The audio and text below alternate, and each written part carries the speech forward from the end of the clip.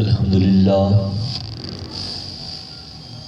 نحمدہ ونستعینہ ونستغفرہ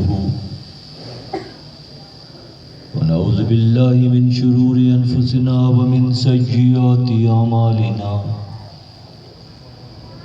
من یهده اللہ فلا مضل له ومن یضلل فلا ہادی له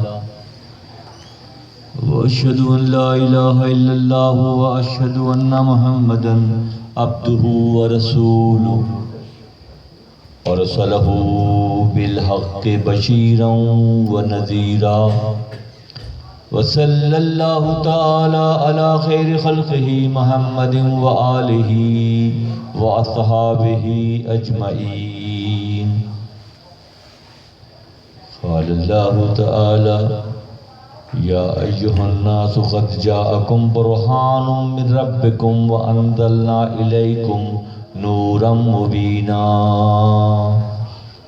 قال رسول اللہ صلی اللہ علیہ وسلم الکافر یاکلو فی سبعۃ اماء والمؤمن یاکلو فی الماء الواحد۔ یا صاحب الجمال و یا سید البشر من وجهک المنیر لقد نور القمر لا يمكن الثناء كما كان حقه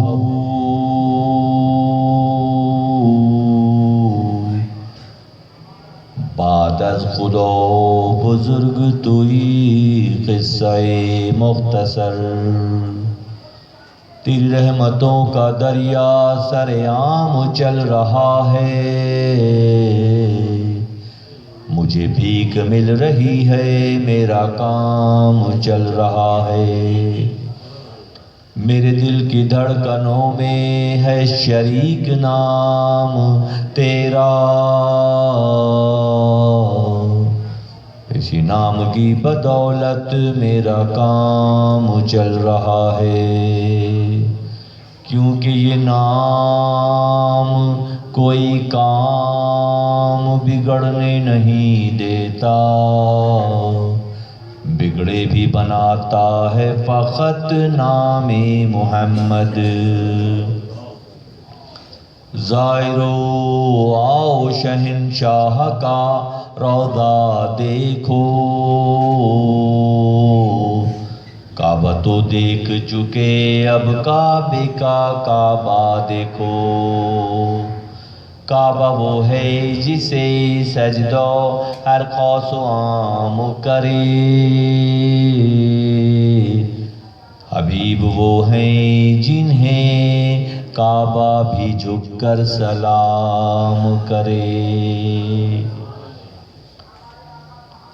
تو کہ کلو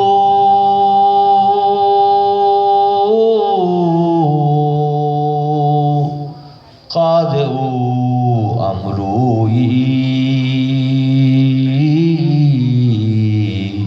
من کے جزم ظالم لدو غوی، چون ز حد بیروں بلرزد وہ تپی، مصطفیٰ اش در کنار خود کشی۔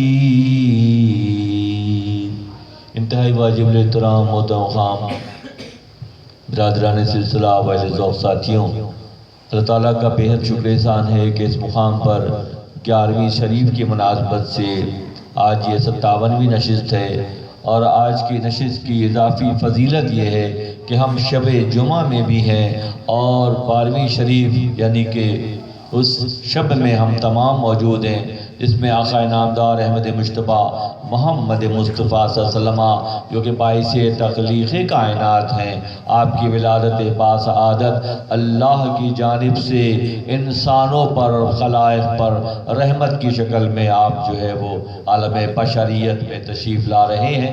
اس طرح سے یہ ساعتیں انتہائی اہم ہیں کہ ہمیں اللہ کی توفیق سے اس سال 1439 میں ایک مرتبہ پھر یہ موقع میسر آیا کہ ہم آقا نامدار احمد مجتبیٰ محمد مصطفیٰ صلی اللہ علیہ وسلم کی یاد کی اس مجلس میں شریک ہیں۔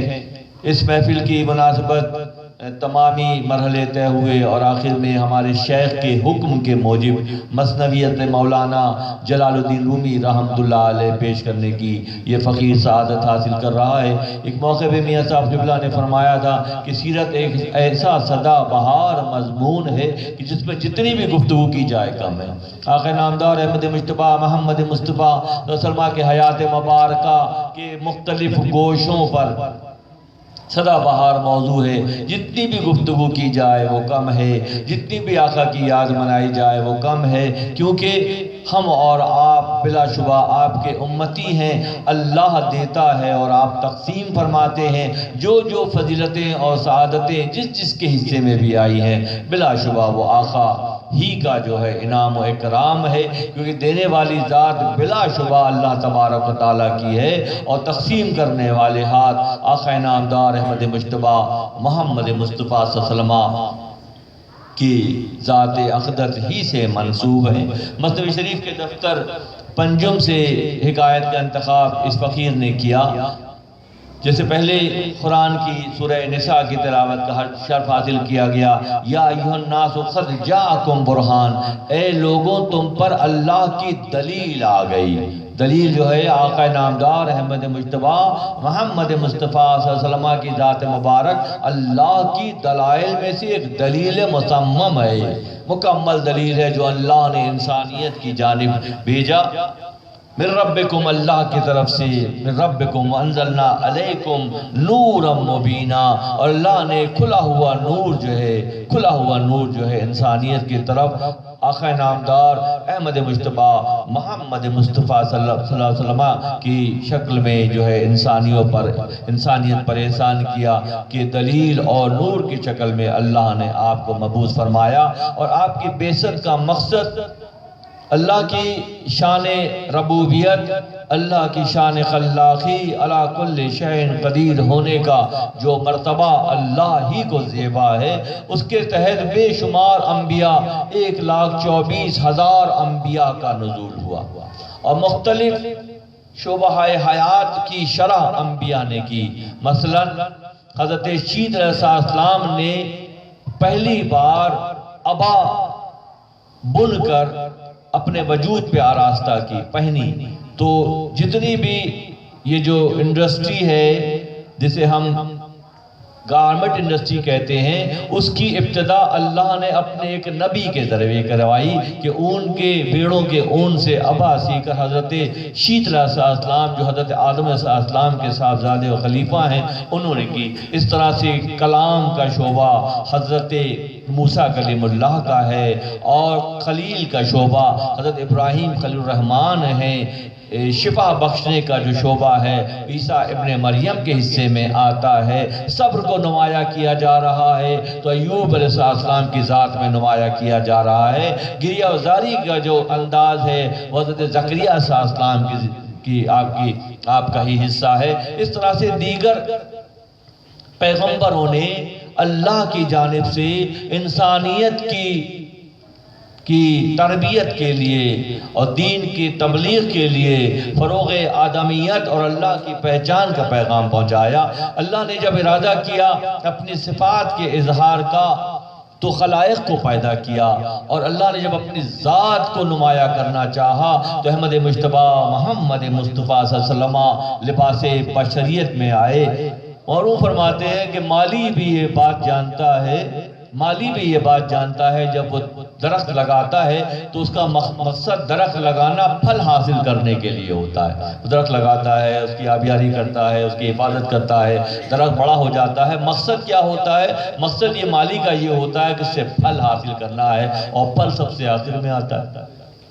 پتے آ جاتے ہیں، تنا بن جاتا ہے، درخت لمبا چوڑا ہو جاتا ہے، مگر مقصد جو ہے وہ پھل ہوتا ہے۔ اسی طرح سے نبی صلی اللہ علیہ وسلم کی جو بعثت ہے اور اللہ کی شان رحیمی کو اجاگر کرنے کے لیے، اللہ کی اپنی مخلوق سے محبت کو اجاگر کرنے کے لیے، اللہ تعالیٰ اپنے مخلوق سے تعالیٰ اپنے بندوں سے 70 ماؤں سے زیادہ چاہتا ہے. اس 70 ماؤں سے زیادہ چاہنے کا اظہار کیسے ہو؟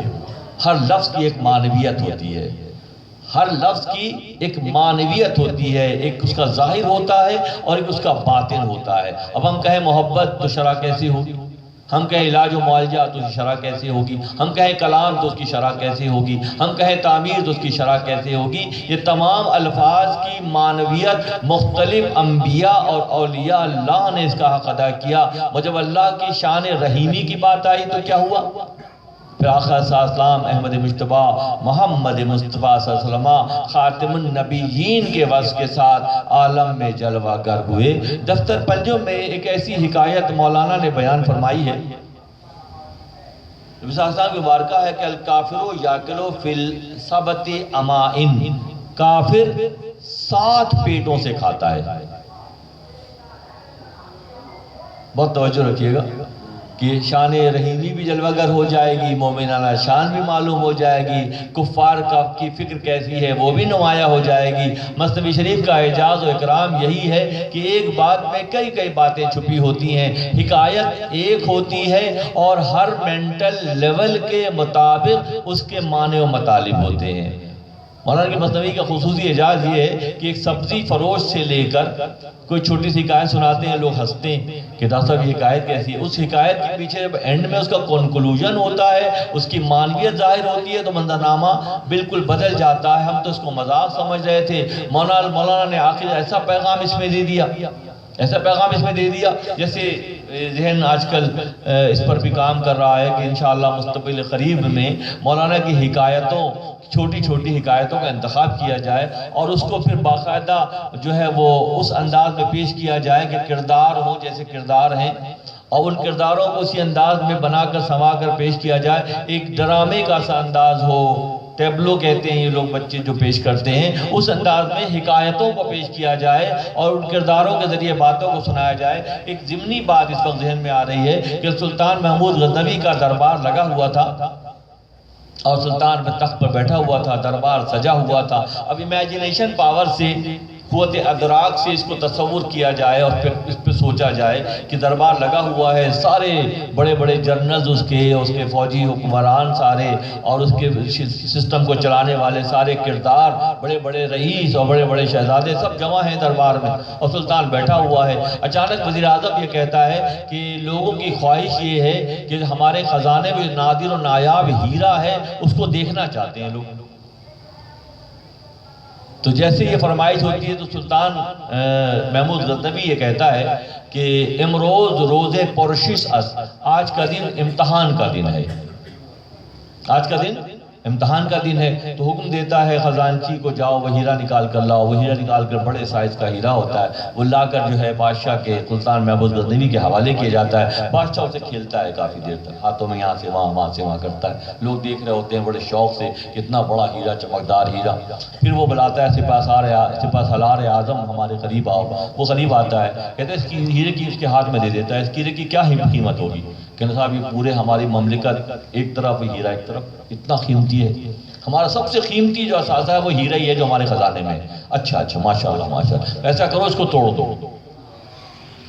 تو کہتا ہے میں ایسا کیسے کر سکتا ہوں؟ میں خزانے کا دشمن نہیں ہوں، میں قوم کا دشمن نہیں ہوں، میں آپ کا دشمن نہیں ہوں، میں تو آپ سے محبت کرتا ہوں، خزانے سے محبت کرتا ہوں، میں ایسے نہیں توڑ سکتا. اچھا ٹھیک ہے واپس لاؤ، لے لیتا ہے. اور جوڑے اور گھوڑے انعام و اکرام اس کو دیے جاتے ہیں. اس کے بعد جو ہے وہ چوبدار جو سپہ سالار کے بعد رتبہ ہوتا ہے اس کو بلاتے ہیں. اس طرح سے وہاں فرماتے ہیں کہ 40 افراد کو محمود غزنوی ایک کے بعد ایک بلاتا ہے اور سب کے ہاتھ میں ہیرا دیتا ہے، اس کی قدر و قیمت پوچھتا ہے اور جب یہی جواب دیتے ہیں تقلید پر ہیں کہ جو پہلے سپہ سالار نے کہہ دیا اس کے بعد سب وہی کہہ رہے ہیں. اندھی تقلید میں لگے ہوئے ہیں. تقلید سے جمود پیدا ہو جاتا ہے، تحقیق کی ضرورت ہوتی ہے. کوئی تو رکے اور سوچے کہ جو کچھ ہو رہا ہے اگر یہ صحیح ہے تو حالات تو بدل چکے ہوتے، حالات نہیں بدل رہے تو سوچنے کی بات ہے کہیں کوئی نہ کوئی گڑبڑ ہے. تقلید 40 افراد نے تقلید کی اس سپہ سالار کی اور پھر یہ سلسلہ چلتا رہا، سب کو انعام و اکرام دیا، کسی کو گھوڑا، کسی کو جوڑا، کسی کو زمین، کسی کو جو ہے وہ اشرفیاں، کسی کو جو ہے زیورات، اور کسی کو کپڑے، بانٹتا رہا۔ شام ہو گئی، شام کو اس نے ایاز کو بلایا۔ ایاز جو ہے مزاج شناس تھا، بادشاہ کے مزاج سے واقف تھا، اور وہ تقلیدی نہیں تھا۔ اس کو بلایا، اس نے آ کے ہیرا اس کے ہاتھ میں دیا سلطان محمود غزنوی نے کہ ایاز اس ہیرے کے بارے میں کیا خیال ہے؟ اس نے صبح سے جتنے لوگوں نے اس کی تعریف کی ہے، اس کا وزن بتایا ہے، اس کی قیمت بتائی ہے، اس سے کہیں زیادہ اس کی قیمت ہے۔ ایاز کو یہ بھی معلوم تھا کہ امتحان کے دن میرا بھی امتحان ہوگا، امتحان کے دن سبھی کا امتحان ہوتا ہے، سب ہوشیار ہو کے بیٹھتے ہیں کہ بھائی جو ہوشیار ہوتے ہیں ہوشیار ہو کے بیٹھتے ہیں، اور جو تقلید پر ہوتے ہیں وہ غفلت میں بیٹھے ہوتے ہیں۔ ایاز نے پہلے ہی اپنی بہت لمبا سا چوغا پہنا ہوا تھا، اس نے اس کی 2 جیبوں میں بڑے بڑے اس نے پتھر جو ہے رکھ لیے تھے، ایک جیب میں ایک پتھر، دوسری جیب میں ایک پتھر، کہ اگر میری باری آئے گی تو میں دکھاؤں گا کہ رنگ کیا ہے سر۔ جب اس کو بلایا اور اس کو کہا اس ہیرے کی کیا قیمت ہے، تو ایاز نے کہا کہ جتنا اب تک بیان کیا ہے اس سے کہیں زیادہ اس کی قیمت ہے، پھر ایسا کرو اس کو توڑ دو۔ ایاز نے ایک پتھر نیچے رکھا، درمیان میں ہیرے کو رکھا، اور دھڑام کر کے ریزہ کر دیا۔ پورے دربار میں ہلچل مچ گئی کہ واللہ کافر ہے، واللہ کافر ہے، اس نے بادشاہ کا نقصان کر دیا۔ تو یہاں پہ آ کے ایک عجیب و غریب بات مولانا فرماتے ہیں، ایاز کی زبان سے کہتے ہیں، گفت ایاز مہتران نامور، ایاز نے کہا کہ بڑے بڑے سرداروں اور صاحب حیثیت لوگوں، گفت ایاز مہتران نامور، امر شے بہتر بقیمت یا گوہر، کہ بادشاہ کا حکم افضل ہے یا یہ ہیرا افضل ہے؟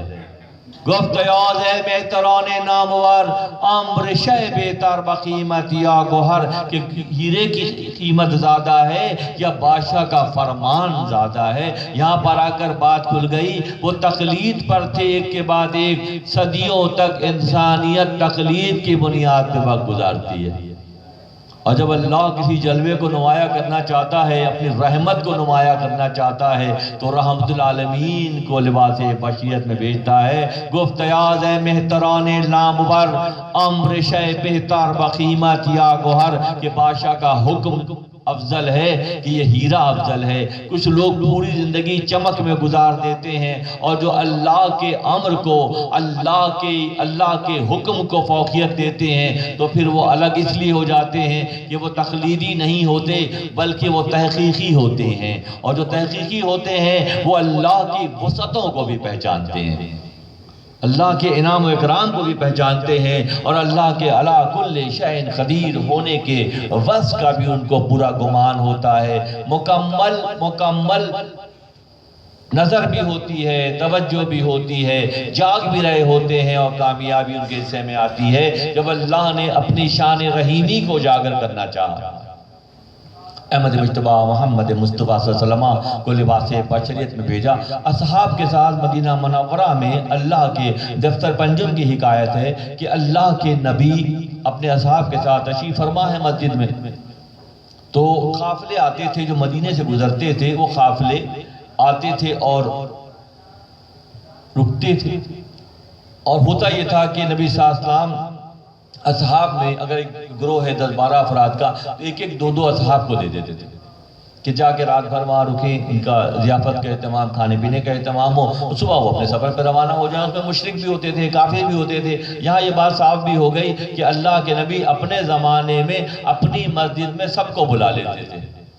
اب ہمیں یہ کہنے کی ضرورت نہیں کون بلاتا ہے اور کون نہیں بلاتا ہے، کون مسجد دھوتا ہے اور کیا کرتا ہے، یہ ہمارا شعبہ نہیں ہے۔ ہمارا شعبہ تو آقا صلی اللہ علیہ وسلم کی سیرت کو نمایاں کرنا ہے کہ اللہ کے نبی رحمت عالمین اپنے زمانے میں مشرکوں اور کافروں کو بھی اپنی مسجد میں بلا کر استقبال کرتے تھے، اور اپنے اصحاب سے ان کی خدمت لیتے تھے۔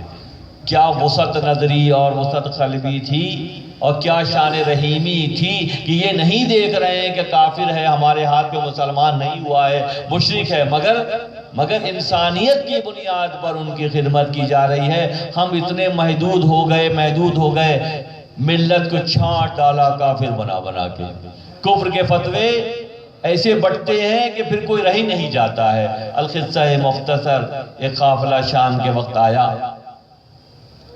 دربار رسالت میں، اس میں کئی لوگ تھے جس میں ایک بہت بھاری بھرکم اوج بن انخ کے بارے میں ہے کہ اوج بن انخ جیسا کردار حضرت موسیٰ کلیم اللہ کے زمانے میں پیدا ہوا، بہت بھاری بھرکم اور بہت جسیم تھا وہ، اور جب وہ حد سے تجاوز کیا اس نے تو موسیٰ کلیم اللہ کے ہاتھوں پھر وہ ہلاکت سے دوچار ہوا۔ وہی اوج بن انخ جیسا ایک بندہ بھی تھا اس قافلے میں، بہت بھاری بھرکم، دیکھنے میں لگ رہا تھا کہ بہت جسیم ہے، تو سب کو جو ہے وہ تقسیم جب کیا گیا تو وہ اکیلا رہ گیا اوج بن انخ سے مشابہ و شخص۔ سب اصحاب لے کر چلے گئے مہمانوں کو، جو راستے کے مہمان تھے، یہ بھی نہیں پوچھا کہ آپ، اصحاب نے بھی نہیں پوچھا کہ تم مسلمان ہو کہ کافر ہو، تم مہمان ہو۔ تربیت تو یہ دی گئی تھی، کچھ کا کچھ بن گیا معاملہ پھر، تو پھر وہ ایک سب چلے گئے۔ وہ اوج بن انخ نما بندہ جو رک گیا، اور مولانا فرماتے ہیں مثنوی شریف میں کہ وہ اتنا پیٹو تھا کہ جب آخر میں وہ بچ گیا تو نبی صلی اللہ علیہ وسلم اسے اپنے ساتھ لے گئے، مسجد سے حجرے میں لے گئے۔ وہاں 7 بکریاں جو گھر میں رہتی تھی، ان کا دودھ تھا اور کچھ روٹیاں تھیں، وہ ساری اس کے آگے رکھی گئیں۔ وہ ایک کے بعد سارا کھا گیا، سارا پی گیا، کچھ نہ بچا، سب وہی کھا گیا اکیلا۔ رات کا وقت تھا، جب وہ ایک کمرے میں ایک حجرہ اس کو دیا گیا آرام کے لیے، رات گزارنے کے لیے، تو وہ حجرے میں جا کر لیٹ گیا۔ گھر کی خادمہ، مولانا فرماتے ہیں گھر کی خادمہ رنج کی وجہ سے، دکھ کی وجہ سے کہ اس شخص نے سب کا کھانا کھا لیا، دروازے کی کنڈی باہر سے لگا دی۔ اب وہ رات کو اتنا کھا لیا تھا کہ اس کے پیٹ میں مروڑ اٹھنے لگے، تکلیف ہونے لگی، آنکھ نہ لگے، نیند بار بار ٹوٹ جائے مروڑ کی وجہ سے، تو اس کو رفع حاجت کی ضرورت پیش آئی کہ جائے واش روم جائے، تو کیونکہ جب دروازے پاس پہنچا تو دروازہ باہر سے بند ہے، بڑا پریشان ہوا، تو سوچا کہ چلو کوشش کرتا ہوں، سو جاتا ہوں، شاید سونے سے میری مشکل آسان ہو جائے، آنکھ لگ جائے تو میں بھول جاؤں یہ سب جو کچھ ہو رہا ہے اس وقت۔ جیسے سویا تو اس کا، مولانا فرماتے ہیں کہ اس کا سونا اس کے جاگنے سے زیادہ برا ثابت ہوا۔ جیسے سویا اس نے اپنے آپ کو ویرانے میں دیکھا کہ ویرانے میں کہیں گھوم رہا ہے، تو اس نے مناسب جانا خواب کی حالت میں کہ وہیں رفع حاجت سے وہ فارغ ہو گیا۔ جب فارغ ہو گیا، اس کی آنکھ کھلی تو دیکھا سارا بستر اور سارے کپڑے سنے ہوئے، گندگی سے بھرے ہوئے۔ اب تو بڑا پریشان ہوا، دروازے پہ جائے تو دروازہ بند، اور حالت ایسی کہ کمرے میں اکیلا اور پورا بدبو سے بھر گیا، پورا کپڑے اور پورا، وہ بڑا پریشان ہوا۔ ہائے ہائے، مولانا فرماتے ہیں اتنے میں صبح ہو گئی، وہ جو سارے جہانوں کے لیے رحمت بنا کر بھیجے گئے ہیں وہ صبح آئے اور انہوں نے کنڈی کھول کے دروازے کے پیچھے چھپ گئے، دروازے کے پیچھے چھپ گئے نبی صلی اللہ علیہ وسلم۔ اور جب اس نے دروازہ کھلا ہوا دیکھا تو اس کو سمجھ میں کچھ بھی نہیں آیا، وہ نکل کے بھاگا وہاں سے۔ وہ ایک مورتی کا پجاری تھا، چھوٹی سی ایک مورتی تھی اس کے بعد جس کی وہ پرستش کرتا تھا، وہ سفر میں ہر وقت ساتھ رکھتا تھا، اور جیسے زمانہ جاہلیت کے دستور ہوتے تھے 360 بت تو لوگوں نے کعبۃ اللہ میں جمع کر دیے تھے، لات و منات و حبل، عزا و حبل، یہ بت تھے جو کعبۃ اللہ میں اس کے مختلف سائز اور شیپ کے رکھے رہتے تھے۔ عرب جب تجارت پر جاتے، شکار پر جاتے تو ان بتوں سے رجوع کرتے، اور شکار پر جاتے، تجارت کے لیے جاتے، واپس آتے تو ان بتوں سے جو ہے پھر رجوع کرتے۔ صدیوں یہ سلسلہ ہزاروں سال چلتا رہا کہ کعبۃ اللہ کو بتوں سے سجا دیا گیا، اپنی خواہشات نفسانی کے بتوں سے اللہ کے گھر کو سجا دیا گیا۔ جس طرح سے ہمارے وجود کے اس کعبے میں بے شمار وسواس الخناس الذی کے بت سجے ہوئے ہیں، اور ہر لمحے انہی بتوں کی پرستش ہے، نفس اور شیطان کی چالوں میں آ کر انسانیت اس کعبے کی تعمیر سے غافل ہو کر رہ گئی۔ وہ صبح جب ہوئی تو ایک بت کی پرستش کرتا تھا، وہ بت جو ہے وہ اس نے رکھا تھا کمرے میں، وہ نکل کر بھاگ گیا، کچھ دور گیا، چلا گیا، اتنے میں نبی صلی اللہ علیہ وسلم باہر تشریف لائے، اور اس حدث کو، اس گندگی کو کسی نے لا کر جو ہے نبی صلی اللہ علیہ وسلم کے سامنے پیش کر دیا کہ دیکھیں آپ کے مہمان نے کیا حال کیا۔ نبی صلی اللہ علیہ وسلم کا پانی کا انتظام کیا جائے، اور جب پانی کا انتظام کیا گیا تو وہ ہاتھ جسے اللہ نے قرآن میں ید اللہ فرمایا ہے، اللہ کا ہاتھ قرار دیا، صلح حدیبیہ کے موقع پر اللہ نے نبی صلی اللہ علیہ وسلم کے ہاتھ کو اپنا ہاتھ ید اللہ فوق ایدیہم فرمایا کہ آپ کے ہاتھ پر اللہ کا ہاتھ ہے۔ وہ ہاتھ کیا کر رہے ہیں؟ وہ ہاتھ وہ گندگی صاف کر رہے ہیں۔ کس کی؟ ایک کافر و مشرک کی، ایک بت پرست کی۔ یہ رحمت کی انتہا ہے۔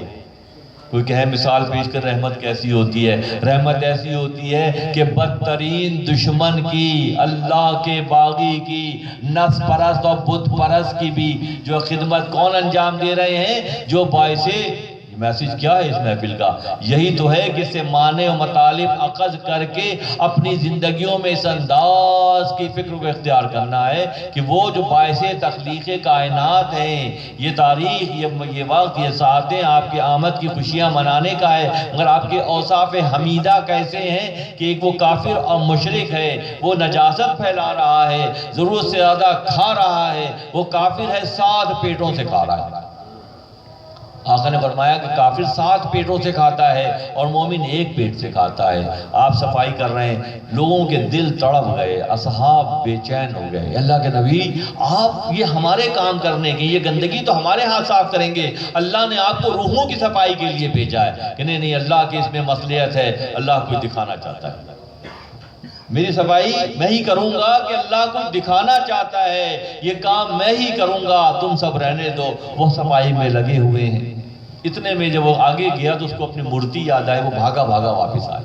واپس آگے تو اس نے یہ منظر دیکھا کہ مسلمانوں کے نبی، باعث تخلیق کائنات جنہیں یہ لوگ کہتے ہیں، اللہ کے حبیب کہتے ہیں، انسانیت کی گردن کو چھڑانے کے لیے بے شمار واقعات ان کے بارے میں اصحاب بیان کرتے ہیں، وہ یہ کام کر رہے ہیں۔ وہاں فرماتے ہیں کہ جب ایسا اس نے منظر دیکھا تو وہ تڑپ گیا، نہ رہا زد قلق آمد جمع آمد برو گبر گویا ایہا الناس۔ آج کا پیک پوائنٹ یہی ہے۔ اس شخص نے جب اس منظر کو دیکھا کہ چیخنے لگا، دیواروں سے ٹکر مارنے لگا، اپنے آپ کو دونوں ہاتھوں سے پیٹنے لگا کہ آپ کا مقام و مرتبہ اتنا بلند اور آپ یہ کام کر رہے ہیں۔ گبر گویت، گبر کہتے ہیں کافر کو، گبر گویت ایہا الناس احذرو، گبر نے کہا، کافر نے کہا لوگوں ان سے ڈرو کہ جن کا مقام و مرتبہ اتنا بلند اور ان کے کام کا انداز ایسا کہ میری پھیلائی ہوئی گندگی کو صاف کر رہے ہیں، ٹکریں مار رہا ہے، دیواروں سے لہو لہان ہو گیا، زخمی ہو گیا، پورا چہرہ اسے زخمی کر لیا، اپنا پورا وجود ٹکریں مار رہا ہے، لوٹتا پھر رہا ہے کہ میں یہ منظر کیا دیکھ رہا ہوں؟ میں تو اپنی مستی میں مست تھا، 7 افراد کا کھانا اکیلے کھا جاتا تھا، اپنی زندگی اپنے انداز میں گزار رہا تھا، ایک ہی رات میں اس کی پوری حیات کو تبدیل کر دیا۔ دیگر انبیاء نے 9 سال محنت کی، حضرت نوح علیہ السلام نے 950 سال جو ہے وہ تبلیغ کی، اتنے ہی لوگ جمع ہوئے کہ ایک کشتی میں سوار ہو گئے، اور آقا کا معاملہ یہ ہے کہ لمحہ با لمحہ تبدیلیاں، صدیوں کے جمود کو توڑ کر ایک ہی رات میں جو پیغام صبح کے وقت لوگوں نے دیکھا، گبر گوید ایہا الناس احذرو، کہ اس نے کہا، کافر نے کہا کہ ان سے ڈرو۔ آج لوگ کہتے ہیں ہمارے جیسے، یہیں تک رہتا ہوں، وہ کافر کہہ رہا ہے کہ جو منظر میں نے دیکھ لیا کہ میں نے گندگی پھیلائی، میں نے ضرور سادہ کھا لیا، اور یہ ذات جو باعث تخلیق کائنات ہیں، یہ نبی ہیں اور یہ نبوت نبیوں کے بھی سردار ہیں، یہ اپنے ہاتھ سے میری گندگی صاف کر رہے ہیں۔ تو ٹکرے مارتا رہا، لہو لہان ہو گیا۔ نبی صلی اللہ علیہ وسلم نے بھئی تصور کریں نا، بھئی کہ ٹھیک ہے تم نے کیا کر دیا، کیا پھیلا دیا، نہیں، اس کو اپنے سینے سے لگا لیا۔ اللہ غنی، اللہ انتہا پیک پوائنٹ ہے۔ وہ ٹکرے مار رہا ہے تو اس کو اپنے سینے سے لگا کر وہ جو نور مجسم صلی اللہ علیہ وسلم ہے، انہوں نے جب اس کو سینے سے لگایا تو نور اس میں منتقل کر دیا، ایک ہی رات میں اس کی پوری شخصیت کو تبدیل کر دیا۔ وہ اس نے جرم کیا تو جرم کے یہ اجر دیا، تو محبت کریں گے تو کیا دیں گے؟ مجرم کو تو ایسے نوازتے ہیں، تو جو محبت کریں گے ان کو کیسے نوازیں گے؟ تو وہ سینے سے لگایا، اپنے سے قریب کیا، وہ کافر جو ہے وہ بالکل تڑپ گیا، آپ کے سینے سے لپٹ کر مچلنے لگا۔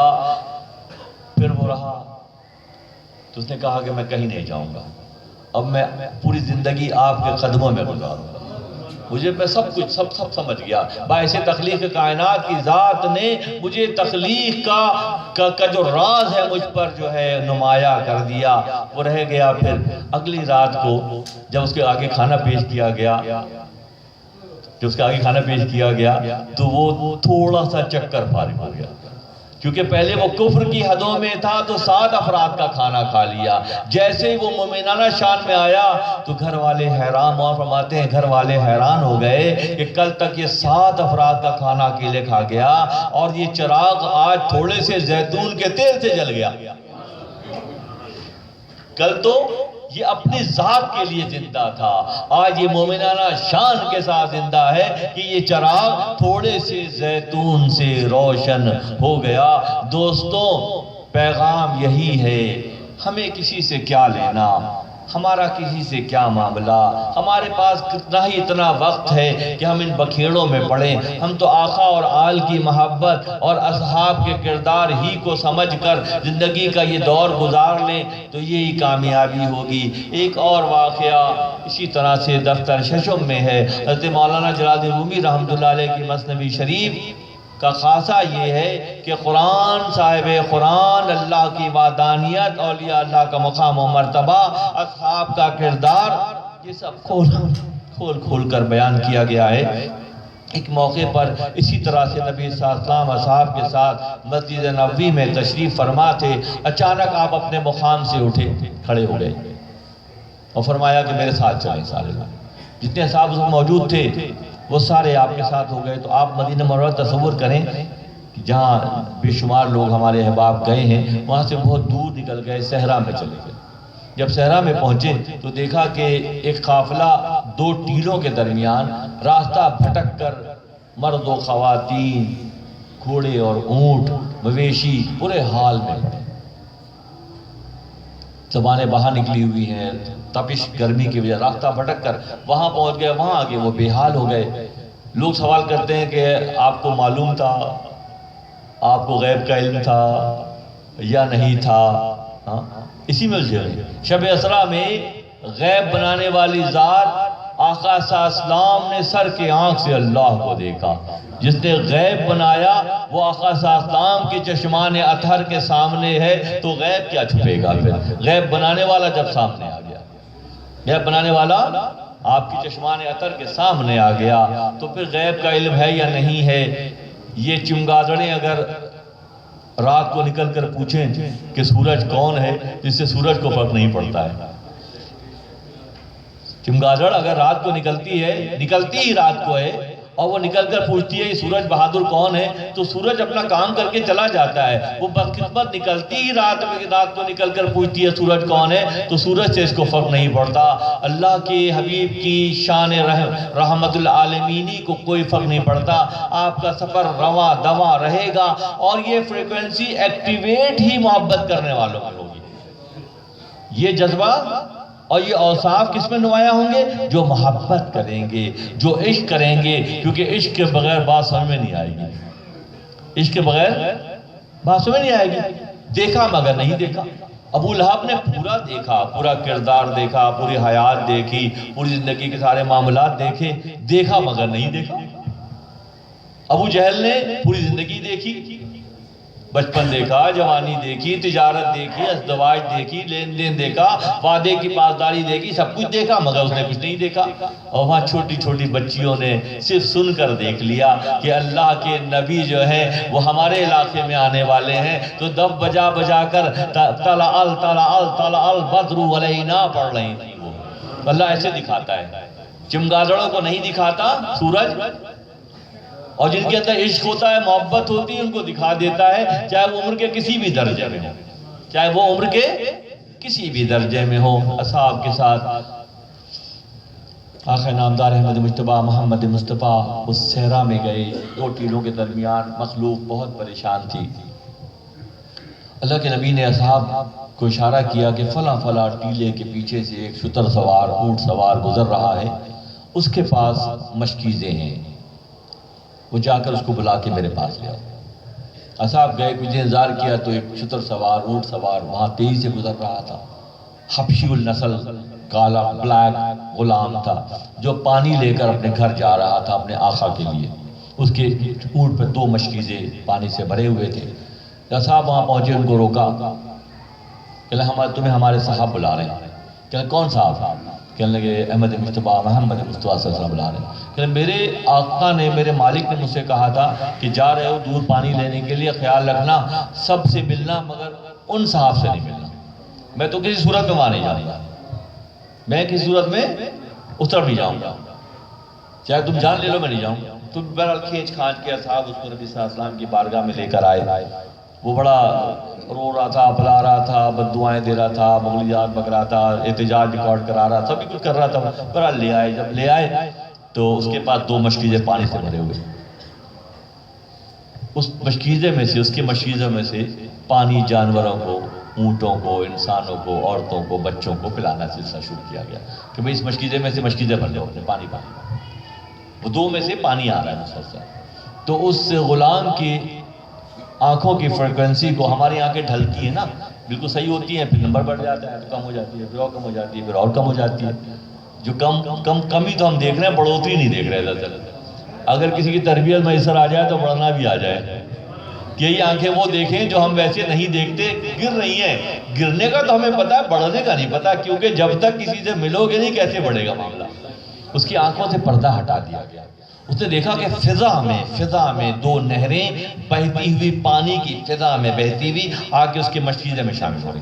اس نے دیکھا منظر, حیران ہو گیا دیکھ کے, یہ کیا کہ پانی کی 2 نہریں فضا میں, پانی ہوا میں. کیا بات ہے, جو چاہتا ہے کرتا ہے. ہمارے وجود میں پانی بھی ہے, ہمارے وجود میں غصے کی شکل میں آگ بھی ہے. آگ, پانی, ہوا, مٹی سے اللہ نے انسان کو بنایا, سب ہمارے اندر موجود ہیں. چاروں چیزیں ہمارے وجودوں میں موجود ہیں. زندگی کیا ہے عناصر میں ظہور ترتیب. زندگی کیا ہے عناصر پہ ظہور ترتیب. موت کیا ہے انہی اجزاء کا پریشان ہونا. زندگی یہ ہے کہ اللہ تعالیٰ جو علی کل شیء قدیر ہے, مختلف چیزوں کو ملا کے انسان بنا دیتا ہے. اور موت کیا ہے, وہ سب چیزیں اپنی اپنی جگہوں پہ چلی جاتی ہیں. یہ موت ہے, مٹی میں چلے جاتی ہے, پانی میں چلا جاتا ہے, روح میں اس طرف امر ربی کی طرف مراجعت کر جاتی ہے. زندگی کیا ہے عناصر میں ظہور ترتیب. موت کیا ہے انہی اجزاء کا پریشان ہونا. اس شخص نے, حبشی غلام نے یہ دیکھا کہ 2 نہریں فضا میں تیرتی اس کے مشکیزے میں داخل ہو رہی, پھر اس کے مشکیزے سے لوگ پانی بھر رہے ہیں. حیران ہو گیا دیکھ کے, سجدہ ہو گیا کہ یہ تو کبھی سوچا بھی نہیں تھا. کیونکہ جو اللہ کا نظام یہ ہے دوستوں کہ جہاں تک ہم جانتے ہیں نا, اور اس پہ ہم رہتے ہیں, صدیوں تک بھی رہتے ہیں. بعض اوقات جنیٹک کوڈ میں 3 4 5 6 نسلوں سے دیکھیں ایک ہی طرح کا تقلیدی نظام چل رہا ہے, تحقیق نہیں آ رہی. جب وہ چاہتا ہے تحقیق سے تعارف کروا دیتا ہے. جب چاہتا ہے کہ انسان حیرت سے اس چیز کو دیکھتا ہے کہ ہم اتنا ظلم کر رہے ہیں. مکہ مکرمہ میں ایک مرتبہ ایسا ہوا, نبی صلی اللہ علیہ وسلم مطاف میں حالت سجدہ میں ہیں کعبۃ اللہ کے صحن میں, اور ابو جہل جو ہر وقت رشہ دانائیاں کرتا تھا اور بہت زیادتیاں کرتا تھا, اس کا کام یہ تھا کہ نبی صلی اللہ علیہ وسلم کو دکھ پہنچانا. تو اونٹ کی اوجڑی لا کر اس نے نبی صلی اللہ علیہ وسلم کے پشت اتھر پر رکھ دی حالت سجدہ. کیسا ظلم جو نہ ہوا ہو, کیسا ظلم ہوا جو نہ ہوا ہو, لا کے رکھ دی. حضرت زہرا سلام اللہ علیہ چھوٹی سی بچی تھی, وہ اس کو کھینچ رہی ہے. نبی صلی اللہ علیہ وسلم اپنی کیفیت میں رب کے ساتھ تعلق میں ہے. یہ ہے نماز, یہ ہے نماز کہ تعلق باللہ کی کیفیت ایسی ہے کہ پشت پر اوجڑی رکھی ہے, اونٹ کی احساس نہیں ہو رہا ہے. ایک اور ریفرنس بھی دیتا ہوں. ایک غزوے میں حضرت مولا کائنات کے تیر لگ گیا, نکالتے تھے تیر تو ایرو ہوتا ہے, اندر جاتا ہے تو کھینچے تو گوشت کو پھاڑتا ہوا آتا ہے. بہت تکلیف ہو رہی تھی. حضرت زہرا سلام اللہ علیہ کے پاس اللہ ہے کہ علی کے تیر لگ گیا ہے اور تکلیف بہت ہو رہی ہے. آپ نے کہا چھوڑ دیں, مجھے پتا ہے کہ علی کا تیر کب نکلے گا, علی کا تیر کب نکالنا ہے. علی جب مصلی پہ جائیں گے, بسم اللہ اکبر کی صدا لگائیں گے, تو علی اللہ اکبر کہہ کے اس جہاں سے غافل ہو کر اس جہاں میں چلے جائیں گے. جب اس جہاں سے غافل ہو جائیں گے تو یہاں کی تکلیفیں اور پریشانیاں پھر کیا ہیں, یہاں کا دکھ کیا ہے. جیسے آپ نے تکبیر کہی اور اللہ کی بارگاہ میں رجوع کیا, ایک جھٹکے سے تیر نکال لیا گیا. کیونکہ احساس نہ ہوا، کیونکہ اس جسمانی وجود کا احساس جبھی تک ہے جب تک اس کی چاپلوسی میں لگے ہوئے ہو، اور جب اسے تم نظریں پھیر لو گے تو منظرنامہ بدل جائے گا۔ آقا صلی اللہ علیہ وسلم کی پشت اتھر پر ابو جہل نے اونٹ کی اوڑی رکھی، سوچے کتنا وزن ہوگا۔ حضرت زہرا سلام اللہ علیہ اسے کھینچ رہی ہیں، اور چھوٹی سی بچی صدا لگا رہی ہے، کوئی میرے بابا کو اس مشکل سے نکالے۔ بابا تو اپنے معاملات میں ہیں اور جسم کی تمام حدوں سے پار ہو گئے، کوئی کھینچ کر نکالے۔ وہی ابو جہل جس نے انتہا کر دی ظلم کی، اور جب مکہ فتح ہوا ابو جہل تو غزوہ بدر میں کام آ گیا، انصار کے 2 بچوں کے ہاتھوں۔ اس کا بیٹا اکرمہ بھی بہت ہی زیادہ شقی القلب تھا، اور بے شمار اس نے مسلمانوں کو نقصان پہنچایا۔ جب فتح مکہ کا دور ہوا دوستوں، تو اکرمہ بھاگ گیا، مکہ چھوڑ کے بھاگ گیا، وہ حبشہ کی جانب چلا گیا۔ اس کی بیوی مکہ مکرمہ میں رہ گئی۔ جب عمومی طور پر اذا جاء نصر اللہ والفتح ورأیت الناس یدخلون فی دین اللہ افواجا، کہ فوجوں کی شکل میں گروہ در گروہ لوگ ایمان لانے لگے، تو اسی میں اکرمہ بن ابو جہل کی، یعنی ابو جہل کی جو بہو تھی، وہ نبی صلی اللہ علیہ وسلم کے پاس آئی، اور آ کر اس نے دین قبول کر لیا، اور آپ کی شفقت و محبت سے بہت متاثر ہوئی۔ اکرمہ بھاگ گیا کہ وہ مجھ پہ تو کہاں چھوڑیں گے، اتنے میں نے جاتیاں کی ہیں، ایسے کام ہم نے کیے، ان کے ساتھ اب اقتدار ان کو مل گیا، چھوڑیں گے؟ مگر یہاں تو رحمت ہی رحمت ہے، بات رحمت ہی کی ہو رہی ہے، بتا یہاں تو رحمت ہی رحمت ہے۔ وہ بھاگ گیا، اس کی بیوی پیچھے پیچھے گئی قاصدوں کے ساتھ اور راستہ دکھانے والوں کے ساتھ، اور جا کے اسے سارا ماجرا کہا کہ جیسا ہم سمجھتے ہیں ویسے وہ نہیں ہے، وہ تو رحم ہی رحم ہے، وہ تو شفقت ہی شفقت ہے، وہ تو محبت ہی محبت ہے، تم میرے ساتھ چلو، مجھے امید ہے تمہیں وہ معاف کر دیں گے۔ اللہ غنی، اللہ غنی، جن کے جرائم اتنے شدید ہوں کہ انسانیت کو کوئی مثال ہے؟ جب فوجیں فتح کرتی ہیں دشمن کے علاقوں کو، تو سب سے زیادہ ظلم کی انتہا کر دیتی ہیں، چروا دیتی ہیں آروں سے، پھانسی پہ چڑھوا دیتی ہیں۔ وہ کیسی شان رحیمی ہے کہ بدترین دشمنوں کو بھی معاف کیا جا رہا ہے۔ اکرمہ واپس آیا، نبی صلی اللہ علیہ وسلم کی بارگاہ اقدس میں حاضر ہوا، تو نبی صلی اللہ علیہ وسلم کھڑے ہوئے۔ اللہ غنی، اللہ، یہ باتیں صرف سننے کی نہیں ہیں، غور کریں تو روح بھی کانپ جائے۔ وہ جو بدترین دشمن ہے، وہ جب آ رہا ہے تو اس کا استقبال کرنے کا، اس کا استقبال کریں، خوش آمدید مہاجر مسافر، خوش آمدید مہاجر مسافر، خوش آمدید مہاجر مسافر کہہ کے کھڑے ہو کے استقبال کر رہے ہیں۔ تو پھر وہ کیا کرے گا؟ اس کی پیشانی قدموں میں تو گر جائے گی، اور نہیں گرے گا تو کافر رہ جائے گا، اگر نہیں گرے گا قدموں میں تو کافر رہ جائے گا۔ مولانا فرماتے ہیں کہ جس نے تمہاری گردن کو جہنم سے چھڑایا، اگر تم اس کی تعظیم و توصیف نہیں کرو گے تو کافر قرار پاؤ گے۔ اکرمہ بن ابو جہل جو ہے وہ قدموں میں گر گیا، اور پھر پوری زندگی تائب رہا، کیونکہ اس نے پہچان لیا کہ حق کہاں پر ہے۔ ہم اب تک تقلید میں تھے، صدیوں کے بھٹکے ہوئے تھے، ان کی روشنی نے اور ان کی کھلی ہوئی نشانی نے اور دلیل نے لوگوں کو اس طرح سے مسلمان کیا۔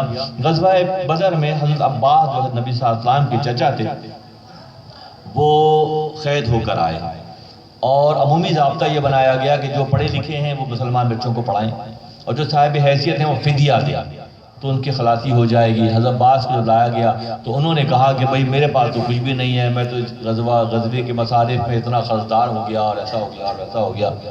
نبی صلی اللہ علیہ وسلم نے کہ میں بس مسلمان ہوتا ہوں، میری جان چھوڑ دیں۔ تو اللہ کے نبی نہیں، آپ کے پاس، آپ اور آپ کی بیوی نے مل کر گھر کی دیوار کے نیچے گڑھا کھود کر جو سونا چاندی دبایا، اس کے بارے میں کیا خیال ہے؟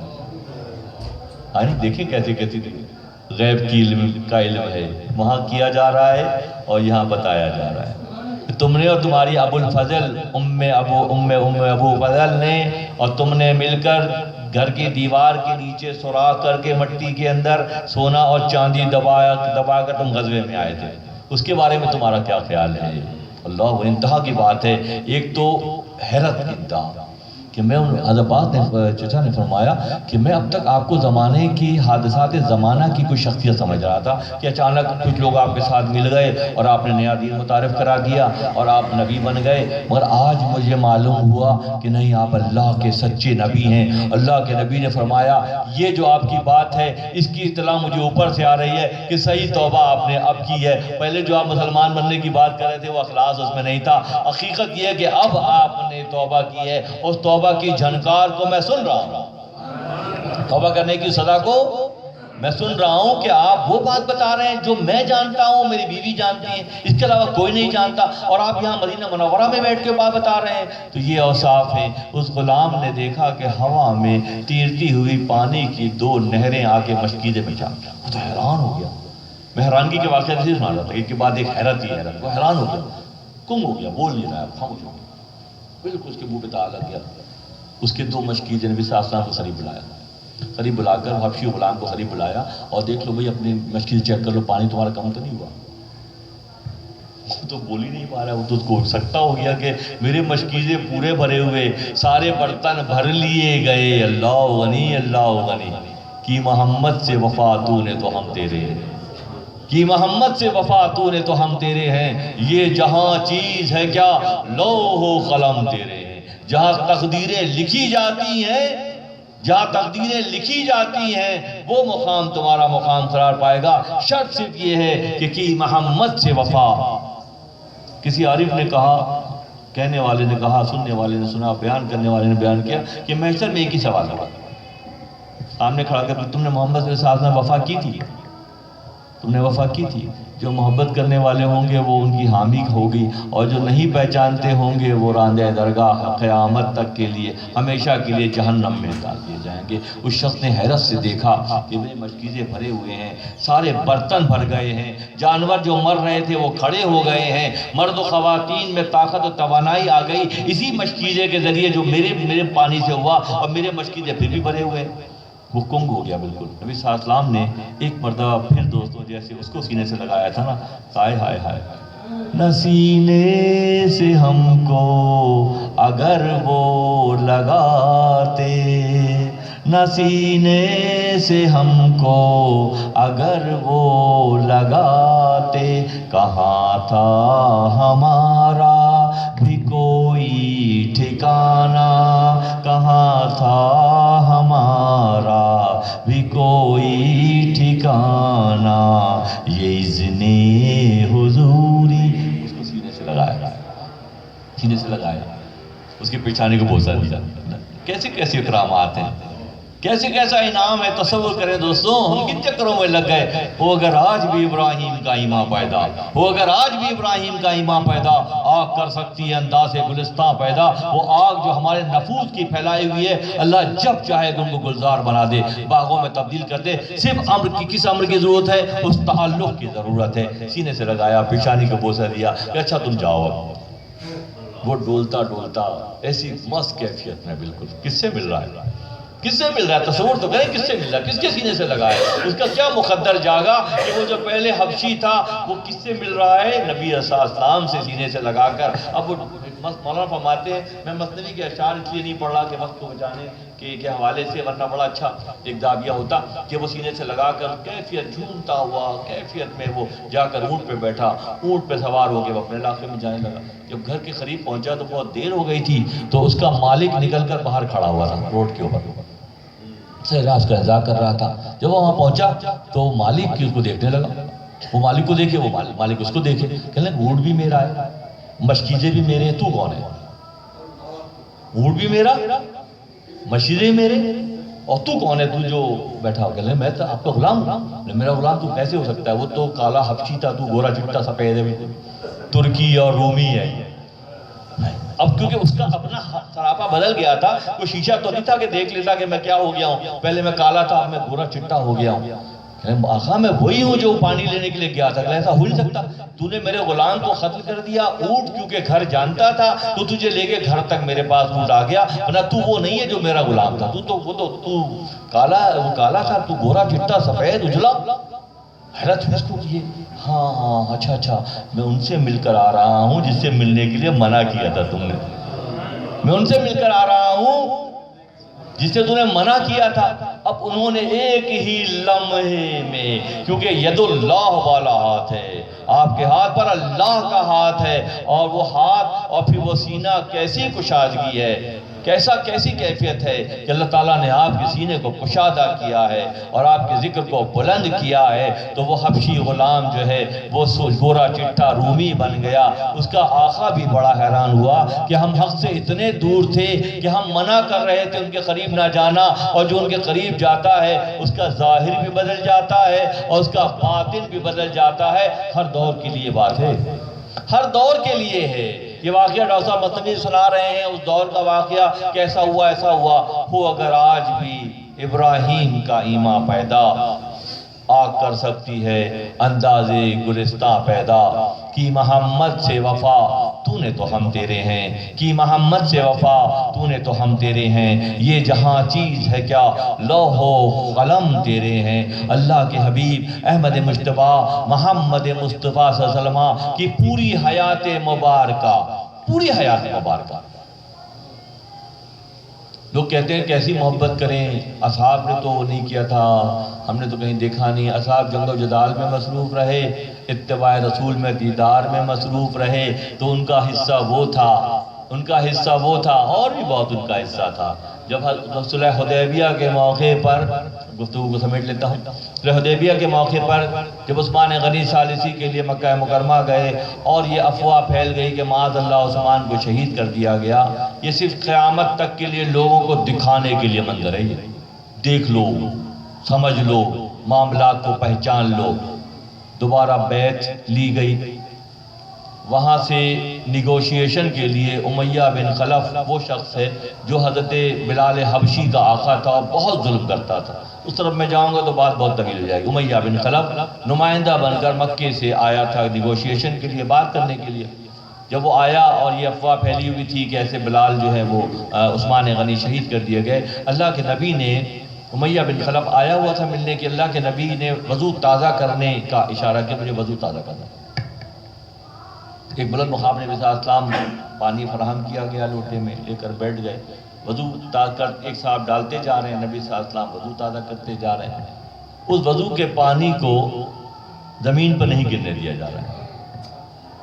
اس طور کی عقیدت تھی نا وہ، کہ اصحاب جو ہیں بڑے بڑے جید اصحاب، وہ پانی زمین پہ نہیں گر رہا ہے، جو وضو تازہ کر رہے ہیں وہ پانی لوگ لے رہے ہیں، اپنی ریش مبارک چہروں پہ لگا رہے ہیں، کوئی اپنے سینے پہ لگا رہا ہے، کوئی اپنی پیشانی پہ لگا رہا ہے، کوئی اپنی گردن پہ لگا رہا ہے، گر نہیں رہا پانی، ایک قطرہ بھی زمین پہ نہیں گر رہا ہے۔ ہمارے شیخ نے فرمایا غسالہ تھا پاکا، غسالہ تھا پاکا صحابہ کی قسمت، کہ وضو کے پانی کو چہرے پر ملنا یہ صحابہ کی قسمت تھی۔ غسالہ تھا پاکا صحابہ کی خدمت، تقدس سے نالین ہم چومتے ہیں، ہمارے حصے میں نالین مبارک آئی ہے تو ہم اس کو چوم لیتے ہیں، ان کے حصے میں پانی آیا تھا تو انہوں نے پانی پیا بھی، چوما بھی، پیشانی سے بھی لگایا، اپنے چہرے کو نبی صلی اللہ علیہ وسلم کی اس وضو کے پانی سے تر کیا۔ امیہ بن خلف جو قریش کا بہت ہی ضدی قسم کا سردار تھا، 2014 میں جب میں حج پہ تھا تو ایک شخص ابھی بھی آتا ہے، تو مظہر توصیف یا توصیف مظہر اس کا نام ہے، جو مسجد نبی میں ہوتا ہے، غالباً بنگال سے اس کا تعلق، چھوٹے خط کا، بہت بھاری سا، نیٹ پہ ہم اس کو دیکھتے ہیں۔ تو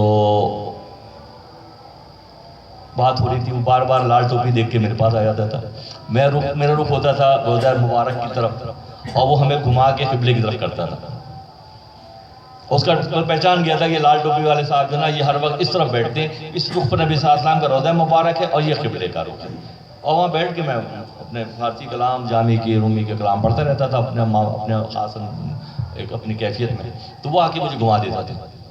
میں حج پر گیا تو واپس آیا ایک دن کے لیے شب جمعہ گزارنے کے مجرم میں، تو پھر میرے پاس آ گیا، میں نے کہا تم نے مجھے خواہ میں وہاں بھیج دیا، یہ بالکل خواص کی بات ہے، عام لوگوں کی نہیں، تم نے مجھے خواہ میں وہاں بھیج دیا، وہاں کچھ بھی نہیں تھا، کالے رنگ کا پتھر کا گھر ہے بس، یہاں وہ ذات مبارک ہے جس نے اس گھر کو کعبہ قرار دلوایا، تم نے مجھے خواہ میں وہاں بھیج دیا۔ جس ذات نے اس گھر کو کعبے کا درجہ دلوایا وہ ذات مبارک تو یہاں پر ہے اور تم نے مجھے وہاں بھیج دیا، بڑا چمڑایا۔ پھر بات جب آگے ہوئی، میں نے کہا تمہیں مکاشفہ ہوا ہے، کشف ہوا ہے کہ تم امیہ بن خلف کی نسل سے ہو، تمہارا جینیٹک کوڈ جو ہے جا کر امیہ بن خلف سے، وہ تو اس کو پہلی بار مولانا آ گئے تھے فوراً مدد کرنے کے لیے، اس کو یہ بول دو، میں نے کہا بول دو ہمیں کیا پڑتا ہے، انہوں نے کہا بول دو، ہم نے بول دیا۔ تو وہ امیہ بن خلف اتنا ضدی اور اتنا جاہل اور اتنا ظالم تھا کہ حضرت بلال حبشی پر نے ظلم کیا۔ وہ یہاں نیگوشیشن کے لیے صلح حدیبیہ کے موقع پر جب آیا تو آ کے اس نے منظر دیکھا کہ اصحاب پانی زمین پر گرنے نہیں دے رہے، کوئی سینے سے لگا رہا ہے، کوئی پیشانی سے لگا رہا ہے، کوئی پی رہا ہے۔ جا کے اس نے کہا عرب کے قریش کے سرداروں سے کہ تمہارا دماغ خراب ہو گیا ہے، تم اس قوم سے جنگ کرنے جا رہے ہو جن کے ماننے والے ان کے وضو کے پانی کو زمین پہ نہیں گرنے دے رہے، تو تمہارا دماغ خراب ہے، تم ان کا خون بہا سکو گے؟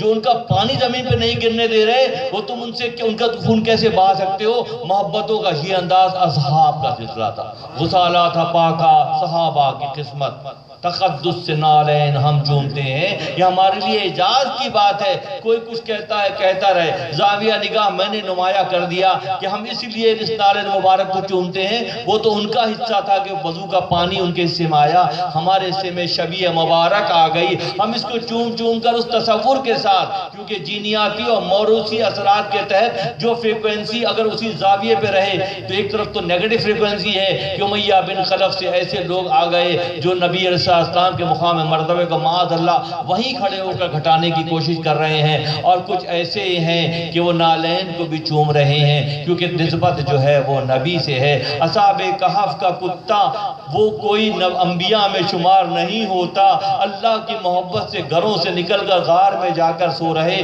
309 سال تک سوتے رہے۔ چلو وہ تو پھر بھی اشرف المخلوقات تھے، انسانوں میں سے تھے اور اللہ کی محبت میں گھر سے نکلے تھے، ان کے ساتھ چلتا ہوا ایک کتا جا کے غار کے باہر بیٹھ گیا تو 309 سال تک وہ کتا بھی بیٹھا رہا۔ وہاں فرماتے ہیں کہ شیر تھا وہ کتا نہیں تھا۔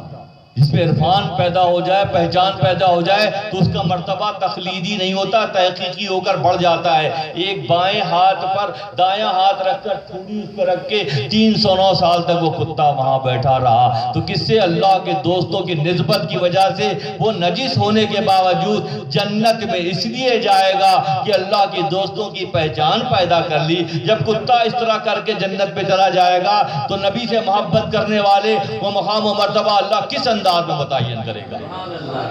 کسی اختلافی موضوع کے بغیر مثنوی شریف میں صاحب قبلہ نے اس فقیر کو اس لیے دی کہ اس میں اختلاف کہیں نہیں ہے۔ اختلاف بہت شدید ہے، وہ ہے نفس کے ساتھ، اختلاف بہت شدید ہے، وہ ہے ابلیس کے ساتھ، مگر آمد الناس اور مخلوق خدا سے محبت اور ان کو عفو و درگزر کے مقام پر رکھ کر پردہ پوشی کر کے، عیب جوئی نہیں بلکہ عیب پوشی کر کے اس وقت کو گزارنا ہے، کیونکہ جو عیب دیکھتے ہیں دوستوں پھر وہ غیب نہیں دیکھ سکتے۔ جو عیب دیکھتے ہیں وہ غیب نہیں دیکھ سکتے، غیب وہی دیکھتا ہے جو عیب نہیں دیکھتا ہے۔ تو جیسے جیسے عیب سے نکلتے جائیں گے کہ ہم کیا دیکھیں گے غیب میں؟ جو سودے کر رہے ہیں اس میں نقصان نہیں ہوگا، جو معاملات کر رہے ہیں اس میں نقصان نہیں ہوگا، جو اپنے رابطے بڑھا رہے ہیں اس میں نقصان، کیونکہ تم اس منظر کو پہلے دیکھ لو گے، جب پہلے دیکھ لو گے تو پھر نقصان سے بچ جاؤ گے، ورنہ کیا ہوگا؟ قدم قدم پر خچر نے اونٹ سے کہا کہ اونٹ بھائی مولانا فرماتے ہیں کہ کیا وجہ ہے کہ ہر چند قدم کے بعد میں گر جاتا ہوں، مجھے ٹھوکر لگ جاتی ہے؟ تو زیادہ دور تک نہیں دیکھتا نا، میری گردن اللہ نے بڑی دی ہے، میں دور تک دیکھ کر سفر کرتا ہوں، اس لیے گرتا نہیں ہوں۔ تو سامنے دیکھتا ہے، ہر بار اپنی تھوڑی پھڑوا لیتا ہے، اپنا مادہ پھڑوا لیتا ہے، کیونکہ زیادہ دور نہیں دیکھتا۔ دور اس لیے نہیں دیکھتا کہ تو عیب دیکھتا ہے، اگر تو غیب دیکھنے کی خواہش رکھتا ہے تو عیب دیکھنے سے نکل جا، اللہ کی مخلوق سے محبت کر، پردہ پوشی کر، اسی انداز میں جیسے آقا صلی اللہ علیہ وسلم نے اس نجاست کو صاف کیا، آپ کے مقام میں کمی نہیں آئی، آپ نے مشکیزوں کو بھر دیا، آپ کا مرتبہ بلند ہو گیا، آپ نے سیاہ کو سفید کر دیا۔ اگر تم امت محمدیہ میں رہنے کے دعوے دار ہو تو یقین رکھو کہ یہ ربیع الاول سے اگلے ربیع الاول تک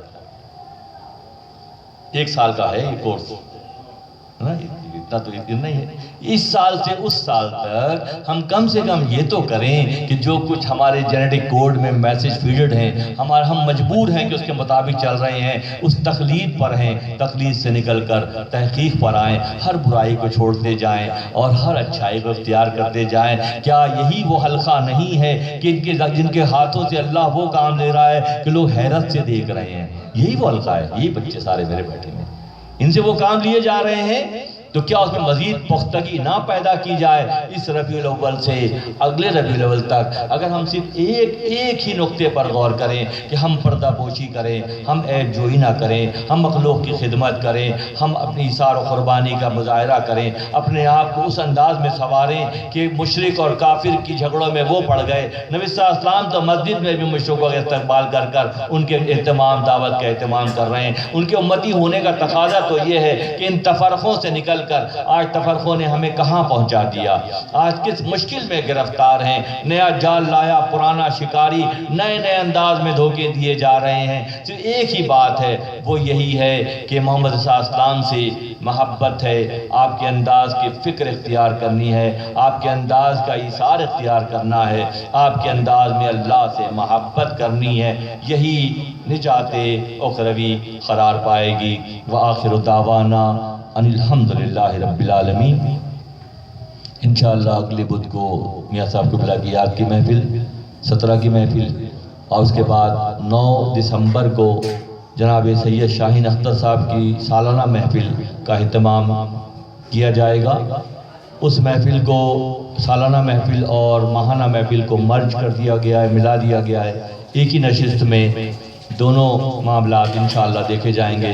تمام موجودہ ارکان جو موجود ہیں اس وقت یہاں پر، احباب ہمارے بزرگ اور جوان، اور اپنے حلقے میں اس بات کو پہنچائیں کہ پوری دل جمعی کے ساتھ اور پوری اہتمام کے ساتھ اس محفل میں، سالانہ محفل میں شریک ہونے کا ارادہ کیا جائے، اور آس پاس مرد و خواتین اس میں شریک ہوں، تاکہ یہ سفر جو سال ہا سال سے جاری ہے، اللہ کے خصوصی فضل کی بنیاد پر یہ نوازشات ہمارے حصے میں آئی ہیں، اس میں مزید پختگی پیدا ہو۔ اللہ تعالی ہم تمام کا حامی و ناصر ہو۔